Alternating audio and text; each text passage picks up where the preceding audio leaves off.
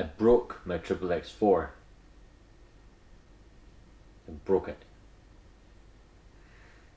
Yeah, I was at a skate park. It was all going so well. It was like, jump, be nice and level, land, that's awesome. Jump again, yeah, awesome. And then the last jump, I overcooked it a bit, and I was like, yeah. And by the time it landed, I was more like, yeah. So yeah, as you can see, the where the shock tower mounts to the chassis, it's actually the chassis itself which is cracked and split along that ridge. You can see where the bolts here have pulled through. That's actually, this plastic sort of edge on it along the shock tower is actually part of the chassis itself. That would actually unscrew off. So the chassis itself is knackered. The shock tower is fine and everything.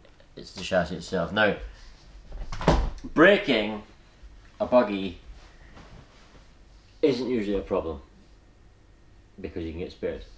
Braking a XXX-4 is a problem.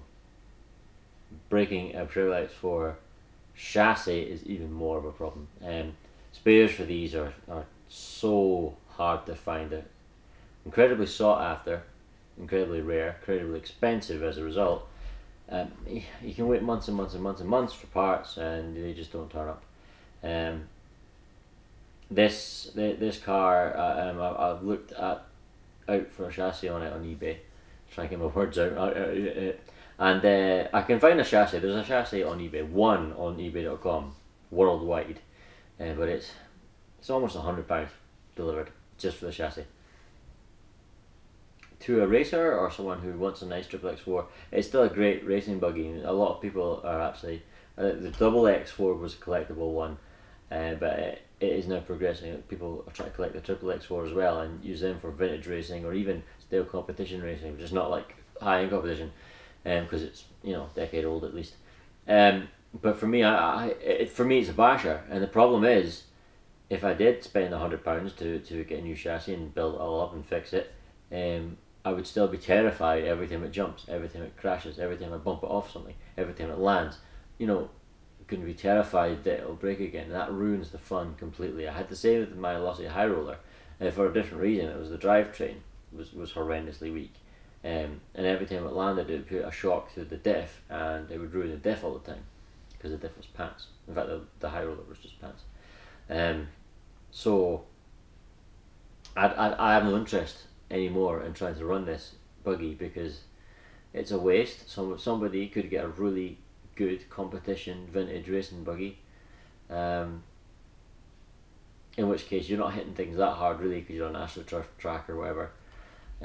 It's not a good idea for me to bash it at skate parks and things, which is kind of what I want for a four-wheel drive buggy. So I'm going to sell my XXX-4. Yeah, I'm going to sell it. I'm a bit sad I haven't said that, because I like XXX-4s. I love this platform, the XXX platform, the XXX touring car, which I have as my favourite RC, hands down. And I've always wanted one of these. I was looking for years, and eventually Rachel got me it for our 3rd anniversary. But it doesn't make any sense for me to have this anymore, so I'm going to strip it all down. Everything but the chassis is salvageable. Literally, this is as I brought it in. You can see it's all hanging off at the back. I can't even use it as a shelfer. So I'm going to sell every part I have. I also have other spares, and hopefully that'll bring in quite a lot back, and I can invest into a four-wheel drive buggy with lots of lots of parts support. Not sparks, but support. Part support. Now, I could go for a Tamiya, because Tamiya have great part support, but let's not give them too much credit. The reason they have great part support is because they're still producing models that are 2 or 3 decades old. They're still making them. But I do like my Tamiyas, and they're so cheap and cheerful for this sort of thing. Losi are very guilty of, and they're not only Losi, lots of manufacturers are guilty of this. So when they drop old models, they also drop the part support, which is really frustrating. You know, you get companies like Team Associated who are brilliant at part support. They're fantastic for part support. Even ones that are very old, they haven't produced for years, they continue to support the parts, spare parts and replacement parts.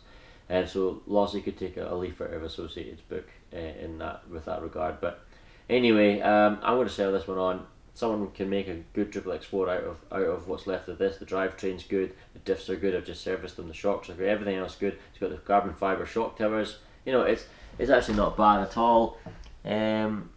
It actually looks good from the front. I mean, it looks in good condition. It's just this one bit of damage has let it down. So I will get something new, something I can get parts for, and something I won't be terrified of breaking.